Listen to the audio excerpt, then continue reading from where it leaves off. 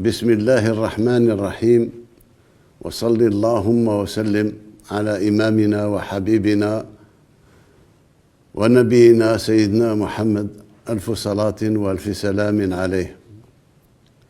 أيتها المواطنات، أيها المواطنون، ها نحن نودع عام 2024 بما ميزه من مكاسب وإنجازات وجهد بسواعد أبناء وطننا المفدى، جعلت بلادنا تسير بخطوات ثابتة نحو تحقيق نهضة تنموية واعدة تؤهلها للولوج في مصف الدول الناشئة.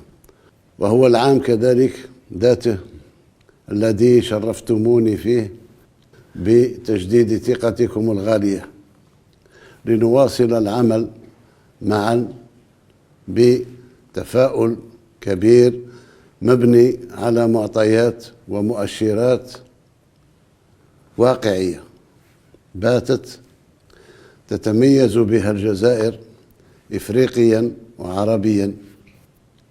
وإذ أحيي بهذه المناسبة جميع الجزائريات والجزائريين لعزيمتهم ولتسلحهم بالروح الوطنية العالية خدمة لاقتصادنا ودفعا لوتيرة تنميتنا بقوة أكثر.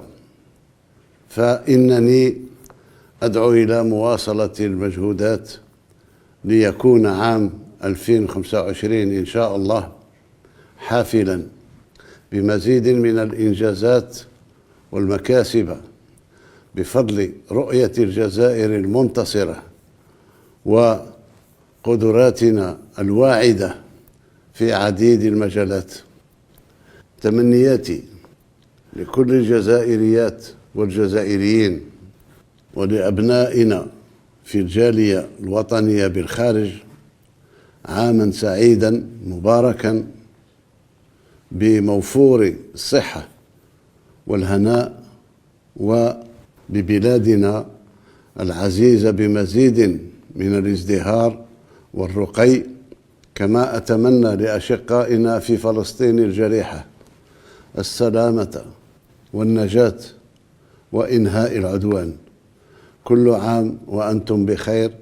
عاشت الجزائر حرة أبية شامخة. المجد والخلود لشهدائنا الأبرار.